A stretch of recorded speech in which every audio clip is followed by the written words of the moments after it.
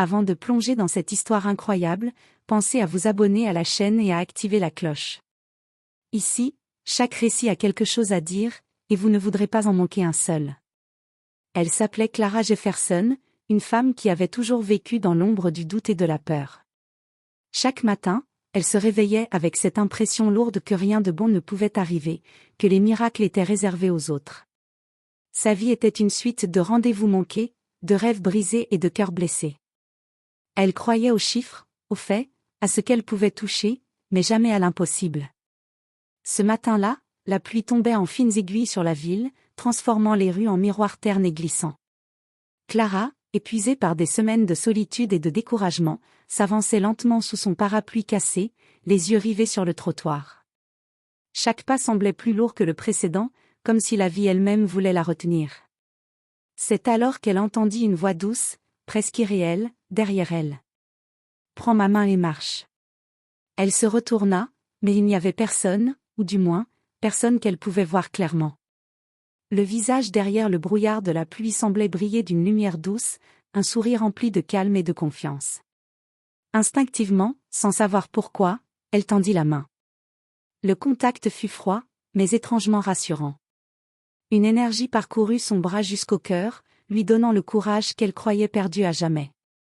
Et puis, comme si le monde entier retenait son souffle, elle fit un pas, puis un autre. Les rues sombres et humides s'illuminaient peu à peu sous ses yeux. Les douleurs et les doutes de son passé semblaient s'effacer, remplacés par une étrange sensation, l'espoir. Ce jour-là, Clara Jefferson comprit que certains miracles n'attendent que votre main pour se produire. Clara Jefferson marchait toujours, comme hypnotisée par cette main qu'elle n'avait jamais vue avant aujourd'hui. Le froid de la pluie s'était estompé, remplacé par une chaleur étrange, presque surnaturelle, qui parcourait son corps. Ses yeux, d'ordinaire si méfiants, ne pouvaient se détacher de l'inconnu qui l'accompagnait silencieusement. Il n'avait pas prononcé un mot depuis qu'il l'avait abordé, mais son aura imposait un calme irrésistible. Il portait un long manteau noir, légèrement trempé, et un parapluie ouvert au-dessus de sa tête. Ses yeux, d'un bleu perçant, semblaient lire l'âme de Clara sans qu'elle ait besoin de parler. « Qui êtes-vous » murmura-t-elle enfin, la voix tremblante. Il s'arrêta, la regarda avec un léger sourire, puis répondit doucement. « Je ne suis qu'un guide, Clara. Mais aujourd'hui, tu dois me faire confiance. » Le simple fait qu'il connaisse son prénom fit frissonner Clara. Elle avait toujours été prudente, méfiante envers les étrangers, mais quelque chose dans cette voix la poussait à avancer. Elle accepta, presque malgré elle, et fit un pas de plus. Ils marchèrent ainsi à travers les rues de la ville, jusqu'à un petit parc qu'elle avait l'habitude d'éviter. Les lampadaires tremblaient dans la brume, et le son de la pluie créait une mélodie étrange, comme si chaque goutte voulait raconter une histoire oubliée. L'inconnu s'arrêta à proximité d'un vieux banc en bois. « Asseyez-vous, dit-il. Il est temps que tu comprennes quelque chose. » Clara s'assit, toujours tenant sa main dans la sienne. Elle ne savait pas pourquoi, mais lâcher cette main semblait impensable. « Tu as toujours pensé que la vie était contre toi, continua-t-il. Que les miracles n'arrivent qu'aux autres. Mais chaque épreuve que tu as traversée t'a préparée à ce moment. Tu es prête à marcher, Clara. Mais marcher ne signifie pas seulement avancer, cela signifie croire. Croire en toi et en ce qui est encore invisible. » Un silence s'installa, mais Clara sentait la vérité de ces paroles pénétrer son cœur. Ses larmes commencèrent à couler, non pas de tristesse, mais d'une reconnaissance qu'elle n'avait jamais connue. Elle avait toujours espéré, au fond d'elle-même, qu'un jour, quelqu'un ou quelque chose lui montrerait que l'impossible était possible. Alors, elle fit un nouveau pas, cette fois sans hésitation. L'inconnu lui sourit, et pour la première fois depuis des années, Clara sentit une paix qu'elle croyait irréalisable. Mais le miracle ne faisait que commencer. Car l'inconnu, avant de disparaître dans la brume, murmura. « Demain, tout changera pour toi. Prépare-toi. » Clara resta seule sur ce banc, la main encore tendue vers l'air vide, mais le cœur brûlant d'un espoir qu'elle n'avait jamais ressenti. Elle ne le savait pas encore, mais ce simple contact allait bouleverser sa vie entière, la propulsant dans un chemin qu'elle n'aurait jamais imaginé. Le lendemain matin, Clara Jefferson se réveilla avec une sensation étrange. Ses paupières étaient lourdes, mais son esprit était incroyablement clair. Le souvenir de l'inconnu et de sa main qui l'avait guidé à travers la pluie était encore vivace, comme si une partie de lui était restée en elle. Elle secoua la tête, convaincue que tout cela n'était qu'un rêve, mais la petite cicatrice sur sa paume, là où ses doigts avaient touché les siens, lui prouvait le contraire. Elle descendit dans la cuisine, l'esprit embrouillé, et prit un café en silence. Les rayons du soleil filtraient à travers les rideaux, et pour la première fois depuis longtemps, la lumière semblait réchauffer plus que ses mains, elle réchauffait son âme. Alors qu'elle s'apprêtait à sortir pour aller au travail, elle remarqua quelque chose d'étrange, une enveloppe blanche, glissée sous sa porte. Elle ne connaissait personne qui lui écrive, et encore moins sans signature. Avec précaution, elle l'ouvrit.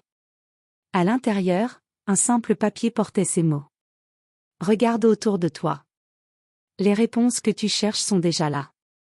Clara fronça les sourcils. Était-ce une coïncidence?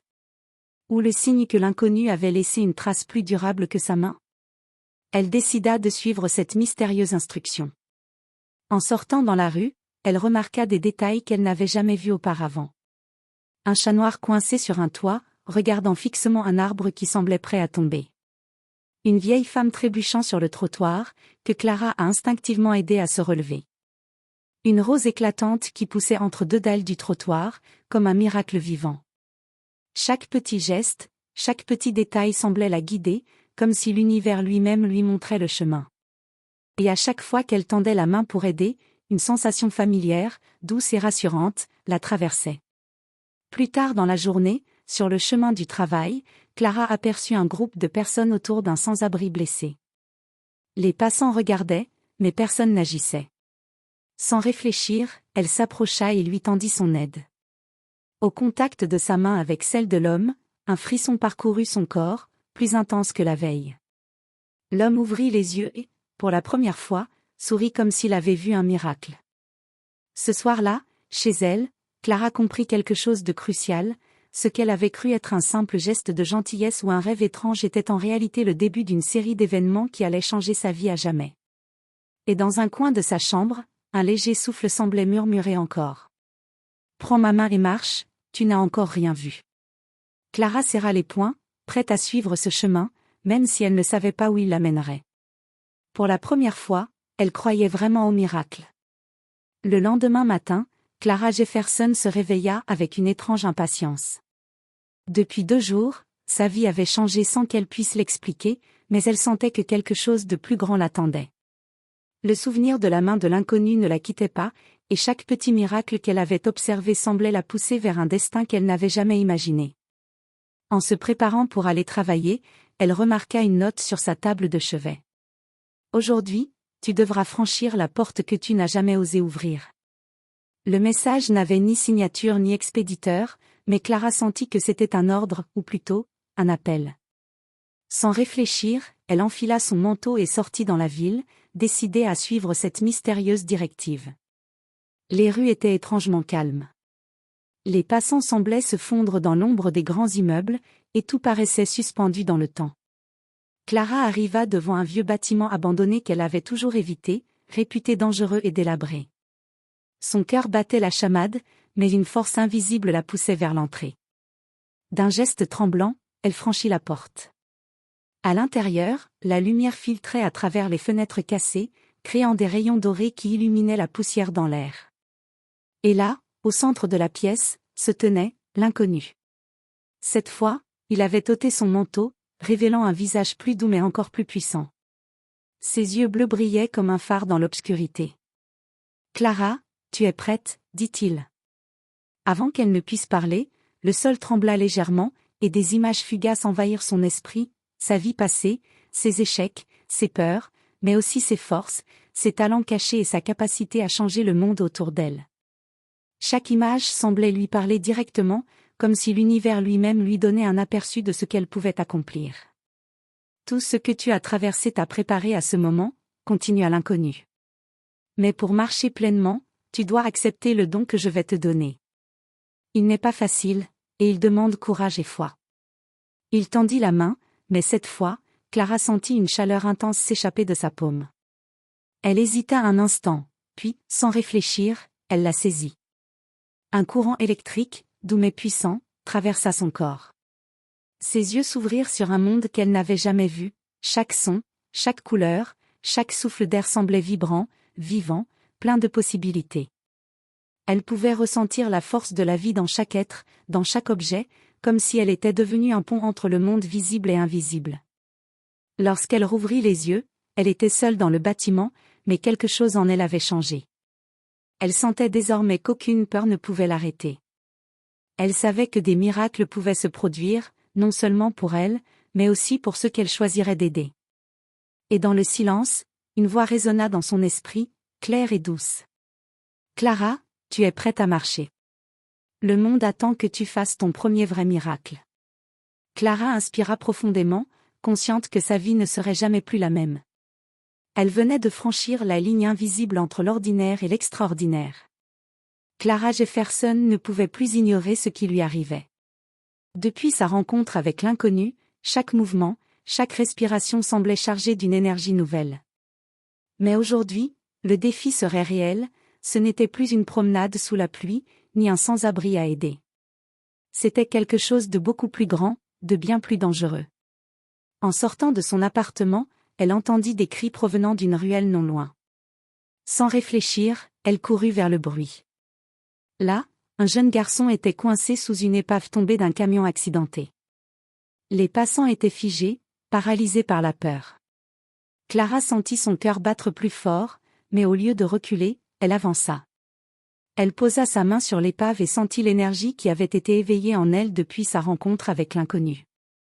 Une force étrange, mais contrôlable, parcourut ses bras et ses jambes. Lentement, presque comme si l'objet devenait plus léger sous sa main, l'épave se souleva suffisamment pour que le garçon puisse se libérer. Le garçon tomba dans ses bras, haletant et tremblant, mais vivant. Les passants, stupéfaits, commencèrent à applaudir, mais Clara savait que ce qu'elle venait de faire dépassait tout simplement une action humaine normale. Elle sentit une profonde connexion avec la vie elle-même, un lien invisible mais puissant qui lui permettait de changer la réalité autour d'elle. Quelques instants plus tard, alors qu'elle s'éloignait, le jeune garçon la suivit, ses yeux brillants de reconnaissance. « Merci, vous êtes un miracle. » Clara secoua la tête, émue mais humble. Elle savait que le véritable miracle n'était pas seulement dans ce qu'elle venait de faire, mais dans sa propre transformation. La peur avait disparu, remplacée par une confiance qu'elle n'avait jamais connue. Cette nuit-là, chez elle, Clara repensa à l'inconnu et à sa mystérieuse main tendue. Elle comprit enfin que ce qu'il lui avait offert n'était pas seulement un pouvoir, mais une responsabilité. Chaque miracle qu'elle accomplirait, chaque vie qu'elle toucherait, renforcerait cette force en elle. Et plus important encore, elle comprit que ce don ne se limitait pas à elle seule, il était destiné à inspirer, à changer le monde, pas à le contrôler. Alors qu'elle fermait les yeux, une dernière pensée traversa son esprit. Si j'ai pu sauver un enfant aujourd'hui, alors tout est possible. Et pour la première fois depuis très longtemps, Clara Jefferson s'endormit avec un sourire serein. Elle savait que sa vie venait de prendre un tournant irréversible, et que les miracles ne faisaient que commencer.